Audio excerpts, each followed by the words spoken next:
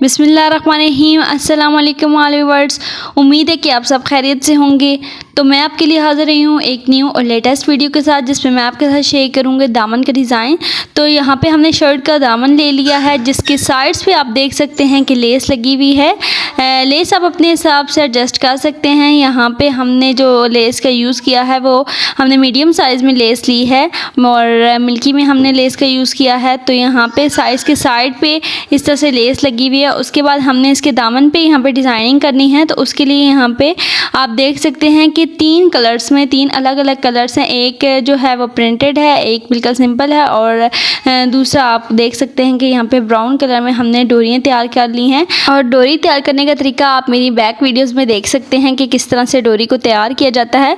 तो यहाँ पे हमने 3 अलग अलग साइजिंग में डोरी को तैयार किया है। सबसे बड़ी जो हमने डोरी ली है वो हमने तकरीबन डोरी का पीस लिया है वो तकरीबन हमने 5 इंच का लिया है सबसे बड़ा पीस, और उससे छोटा जो हमने लिया है मीडियम साइज़ में वो तकरीबन हमने 4 इंच का लिया है। इसी हिसाब से आपने 1-1 इंच को कम करते जाना है। और तीसरा जो सबसे छोटा साइज़ लिया है वो हमने तकरीबन जो लेना है वो 3.5 या 3 इंच में हमने सबसे छोटा पीस लेना है।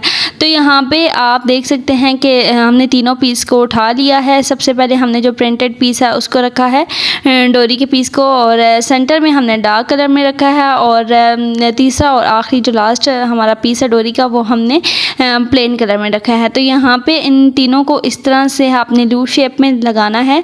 तो लूप शेप आपने इस तरह से दे लेनी है। यहाँ पे हमारे कस्टमर की फरमाइश के मुताबिक हमने तीनों डोरी को थोड़ा जोड़ जोड़ के लगाना था। आप चाहें तो इसको थोड़ा खुला भी कर सकते हैं, थोड़ा खुला करके लगाएंगे तो ये ज़्यादा अच्छा लगेगा।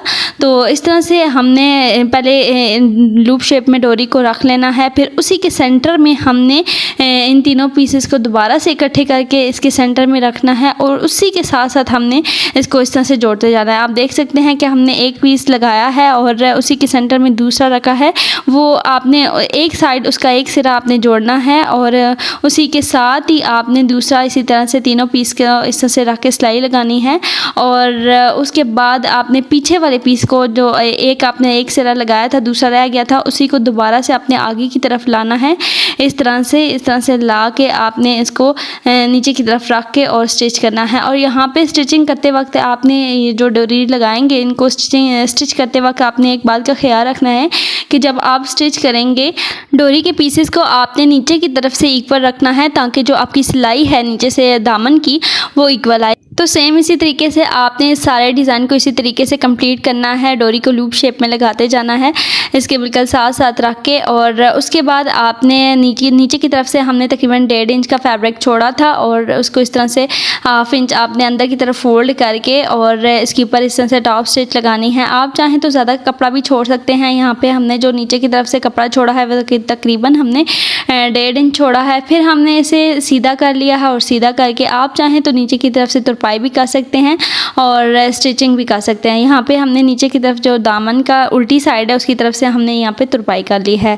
और इसी जिस शर्ट का मैं आपके साथ ये आज की इस वीडियो में दामन शेयर कर रही हूँ शर्ट का, तो इसी शर्ट के मैंने आपके साथ स्लीव्स भी और नेक भी शेयर किया है, और इसी शर्ट का ट्राउज़र भी शेयर किया है। आप ज़रूर देखिएगा कि किस तरह से हम सेम डिज़ाइनिंग कर सकते हैं और अपने सूट को आप डिज़ाइनर और ब्रांडेड बना सकते हैं खुद मेहनत करके। सो ये थी आज की हमारी वीडियो। अल्लाह हाफिज़।